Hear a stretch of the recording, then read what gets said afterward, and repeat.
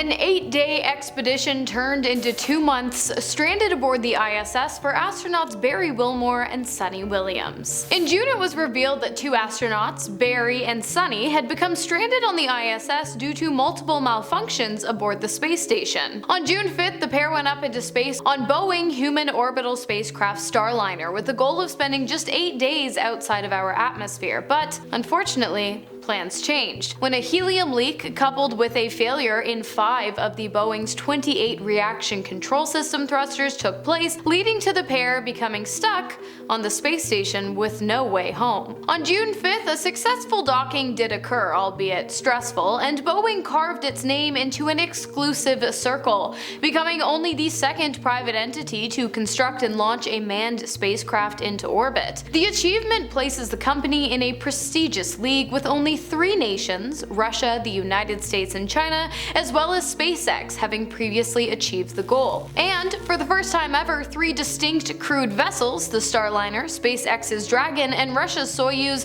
were simultaneously parked at the space station at once, marking a historic moment in space exploration. Prior to launch, Boeing and NASA were admittedly trying to manage a helium leak in one of the 8 manifolds that pressurized the Boeing Starliner's propulsion system. Despite this, the spacecraft was launched, and unfortunately, only a few hours after, 2 more leaks were discovered aboard the Starliner. But it doesn't end there. Once the Starliner reached the ISS, a 4th leak was discovered, putting the fate of Barry Wilmore and Suni Williams in the balance. Luckily, the pair were able to safely depart the Starliner and board the ISS, after which a news conference was held. During the post-docking news conference, while celebrating the successful dock, officials did explain that at the time, the Starliner still had quite a bit of excess helium on board, and even acknowledged that the leaks appeared to be a more systemic problem than they originally thought. But they maintained that they were not concerned about these issues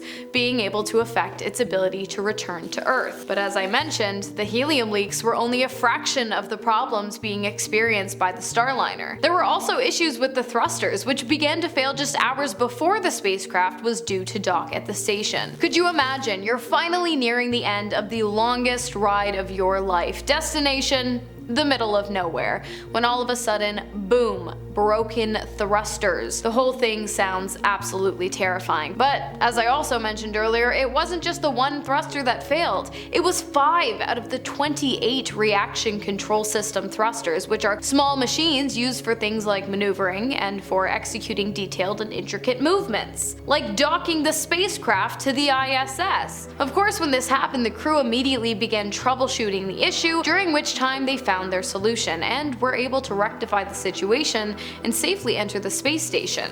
Essentially, what Wilmore and Williams had to do to get the thrusters back up and running was reset and refire them, which they did, which led to 4 out of the 5 failed thrusters coming back online. It was this almost flawlessly executed reset that gave the pair the confidence to continue on and ultimately dock at the station. Of course, when they arrived at the station and discovered that not only were their thrusters misbehaving on the shuttle, but that the spacecraft also currently had 4 helium leaks, I assume their confidence in the situation and the competence of Boeing began to dwindle, which is completely understandable considering the fact that this is now the 2nd consecutive mission where the thrusters failed to operate during a Boeing Starliner flight. During the vehicle's previous mission, which took place in May of 2022 and was an orbital flight test, the same thrusters failed to operate when needed. There were a few software updates made after the flight because of this, but clearly the issue was not resolved prior to this mission taking place. Considering all of the drama surrounding Boeing and their standards lately, this latest installment has definitely added a large dose of fuel to the fire. In the past, Boeing has been accused of not taking the safety of its passengers as seriously as is necessary, an accusation which is seeming more and more likely to be true as the days turn into weeks and weeks into months, especially when you combine the situation being faced by Wilmore and Williams with a statement given to reporters by a Boeing official after news of the incident originally broke, in which the Boeing official attempted to downplay the severity of the issue with Starliner. Allegedly, Boeing engineers had noted 2 main problems: the helium leak and failing thrusters prior to takeoff, but officials claimed that the issues were, quote,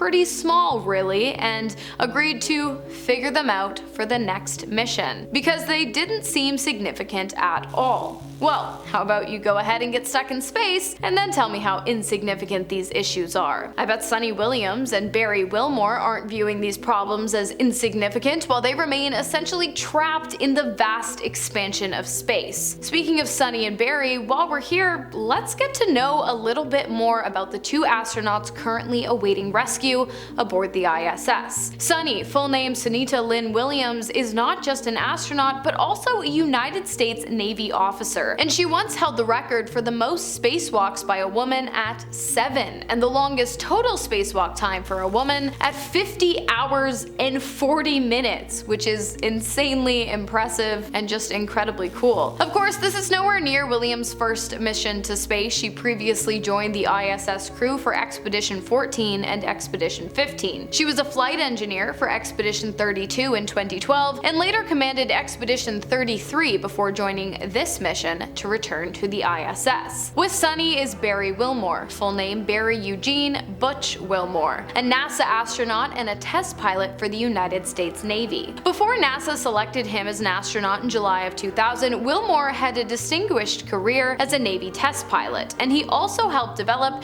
the T-45 Goshawk, a jet trainer aircraft. He has been on 3 space missions, starting with an 11-day journey to the ISS aboard the space shuttle Atlantis, which took place in November of 2009. During that mission, known as STS-129, Wilmore served as the pilot alongside 5 other crew members. He later joined Expedition 41 on the ISS before being called to return to the ISS on the Boeing crewed flight test. You know, the one that started June 5th and was supposed to last 8 days but has since continued into August. Since the discovery that the Starliner was in no position to taxi the astronauts back down to Earth, NASA and Boeing have insisted that they are doing their best to rectify the situation and bring their astronauts home safely. Steve Stitch, a program manager for NASA's Commercial Crew Program, was recently quoted saying, "Our prime option is to return Barry and Sunny on the Starliner. However, we have done the requisite planning to make sure we have other options open." End quote. It seems as though after extensive testing performed both on the ground and by Sunny and Barry in space, NASA is still uncertain about the root cause for the failing thrusters. Furthermore, because of this, the space agency is actively looking for backup options, including SpaceX's Dragon capsule, which was supposed to launch earlier this month, August 2024,